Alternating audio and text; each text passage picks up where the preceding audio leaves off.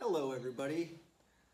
I decided to do a product review because I realized that this product, the belt that I just recently purchased, didn't have a whole lot of reviews or videos out there, and the company I had never heard of until I started doing some really good research or really long drawn out research.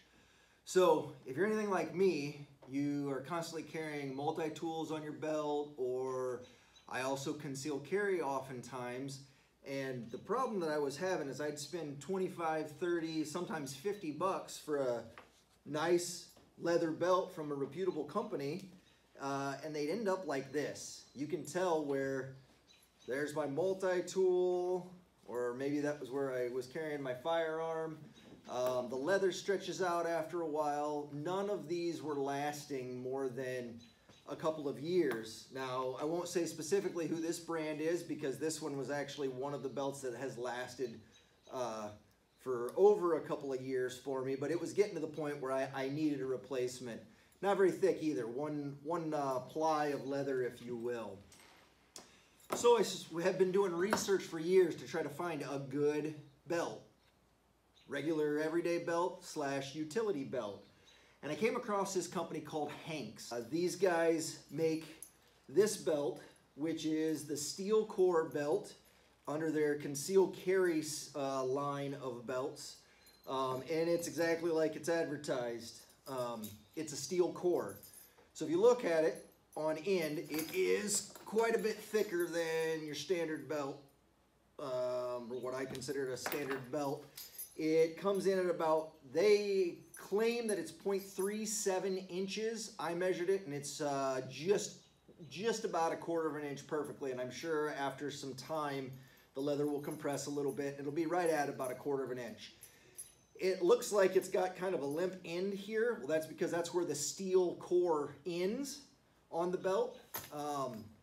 And what a perfect idea, because you want it to be flexible at the end where you're actually going to use the holes. It's 2 plies of leather with steel core in the middle. As you can tell, kind of as I try to flex it here, it is very rigid, as opposed to, worn in leather is not going to be very rigid at all. The buckles are solid. It is put in with, I don't even know what these fasteners are called, but you can put whatever sort of buckle, your favorite buckle, if you'd like to change these buckles out. But this is actually a very good buckle that I don't see any problem with. The stock number is ACH104, and it's a 20-ounce belt, so it's a little bit heavier than most belts, but it's got steel in it and 2 plies of leather, so it's going to be a little heavier.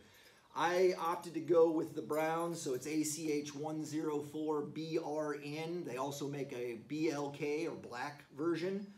And it is 1.5 inches thick, so it fits most belt loops. I know I've worn it in my Carhartt pants before, and I've worn it in jeans, and it's just fine.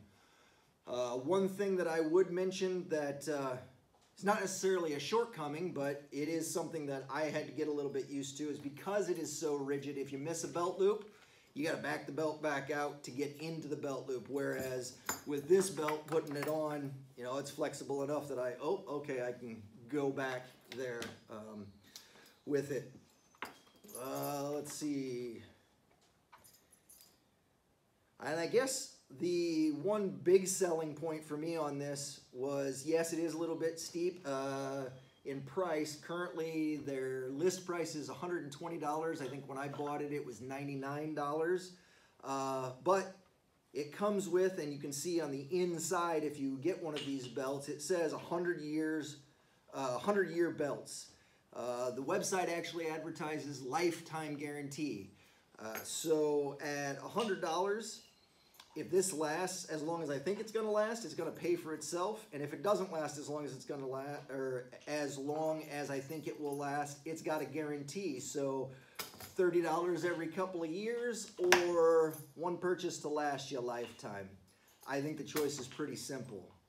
So if you like what you've seen here, if you got any other questions, you've got comments below.